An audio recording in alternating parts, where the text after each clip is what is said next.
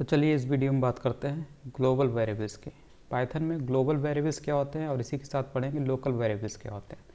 तो global variable का मतलब होता है जो वेरिएबल फंक्शन के बाहर डिफाइन किए जाते हैं, क्रिएट किए जाते हैं, उनको हम ग्लोबल वेरिएबल्स बोलते हैं। और जो फंक्शन के अंदर डिफाइन होते हैं या बनाए जाते हैं, क्रिएट किए जाते हैं, उनको हम लोकल वेरिएबल्स बोलते हैं।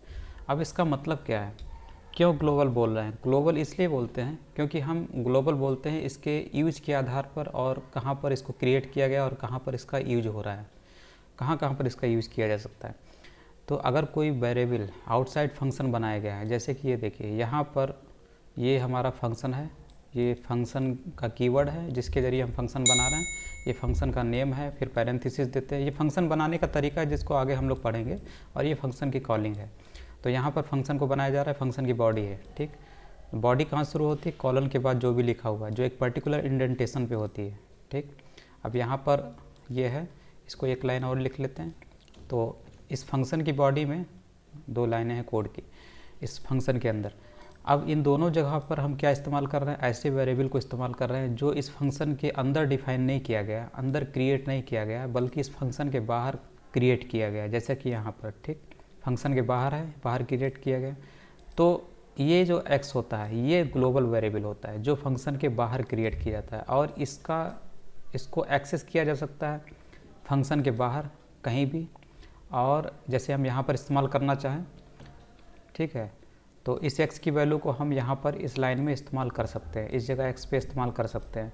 और इसी तरीके से फंक्शन के अंदर ये जो प्रिंट फंक्शन है, यहाँ भी हम x की वैल्यू को इस्तेमाल कर सकते हैं, एक्सेस कर सकते हैं। यानी कि इस ग्लोबल वेरिएबल की जो रीच होती है, इसको मतलब एक्सेस कर सकते हैं, मतलब फंक्शन के बाहर और फंक्शन के अंदर भी। और ये फंक्शन तब चलेगा जब इसको कॉल किया जाएगा यहाँ से। जब इसको कॉल करेंगे तो क्या होगा, ये फंक्शन हमारा चलेगा, कंट्रोल यहाँ पर आएगा, इन दोनों लाइनों को एग्जीक्यूट कराएगा, ठीक। अब इसको रन कराते हैं तो आप देखेंगे यहाँ पर आपको ये वाली लाइन भी दिखेगी और ये दोनों लाइनें भी दिखेंगी, ठीक। तो अभी देखिए 3 लाइनें आपको दिखेंगी, एब्सम एब्सम एब्सम, ठीक है। तो पहली वाली लाइन इसकी वजह से, और बाकी जो 2 लाइनें हैं वो फंक्शन को जब कॉल किया गया है, फंक्शन की कॉलिंग हुई, क्योंकि ऊपर से मतलब कंट्रोल चला तो इसको प्रिंट किया, उसके बाद इसको देखता है कि उसे बॉडी मिली है। लेकिन जब वो इसको ये मिलता है, कॉलिंग मिलती है, तो उसके बाद वो सीधे इस चीज़ को एग्जीक्यूट कर देता है। तो फंक्शन को चलाने के लिए हमें उसको कॉल करना ज़रूरी होता है। तो उसके बाद हमें ये 2 लाइनें मिल जाती है नीचे वाली। अब इसके बाद आता है, मान लीजिए ये तो बात हो गई ग्लोबल वेरिएबल की। ग्लोबल वेरिएबल फंक्शन के बाहर बनाए जाते हैं, जिनका इस्तेमाल हम बाहर भी कर लिए हैं, ठीक है, और फंक्शन के अंदर भी कर लिए। लेकिन अब अगर मान लीजिए इसी वेरिएबल को हम अंदर बनाते हैं, तो अंदर कैसे बनाएंगे? यहाँ पर चलते हैं और यहाँ पर इंडेंटेशन लेवल ले लेते हैं। और क्योंकि इसमें जितने भी होंगे कोड होंगे सब एक ही इंडेंटेशन लेवल पे हैं, ठीक है। यहाँ देखिए ये सब एक ही इंडेंटेशन है, ठीक है, इसके हिसाब से, फंक्शन के हिसाब से। तो यहाँ पर ये जो x है ये क्या है? ये अब लोकल वेरिएबल हो गया। इसका मतलब है इसको हम इसके अंदर, तो फंक्शन के अंदर यानी इस जगह पर और इस जगह पर इस्तेमाल कर पाएंगे, लेकिन इसकी वैल्यू को हम बाहर इस्तेमाल नहीं कर सकते। अब इसकी वैल्यू को हम बाहर इस्तेमाल नहीं कर सकते, इसको हम हटा देते हैं, इसको हटा दें, और इस चीज़ को हम ले आते हैं, नीचे ले आते हैं कट करके यहाँ पे, ठीक है। तो जैसे कंट्रोल आया, मान लीजिए इतना, उसे ये बॉडी मिल गई, बॉडी मिलने के बाद जब यहाँ पर आता है तो उसे कॉलिंग मिलती है, कॉलिंग के बाद कंट्रोल यहाँ पे जाता है, और x उसे पता चलता है x की एक वैल्यू है।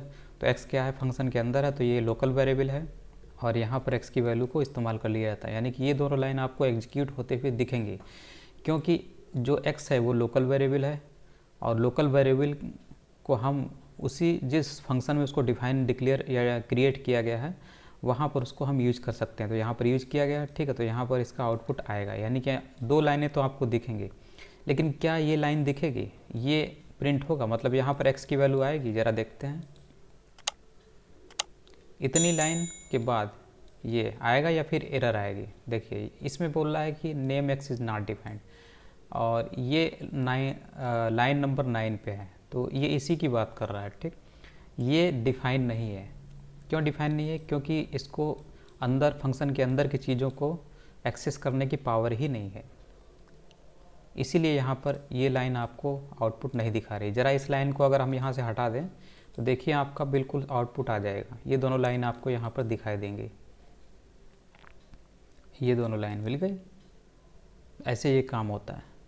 अब अगर मान लीजिए हम इस लाइन को प्रिंट कराना ही चाहते हैं, मतलब एक्स नाम का जो वेरिएबल है जो कि लोकल है, मतलब इस फंक्शन के अंदर डिफाइन है, तो हम इस फंक्शन के बाहर एक्स का इस्तेमाल कर नहीं सकते, अभी बताया था।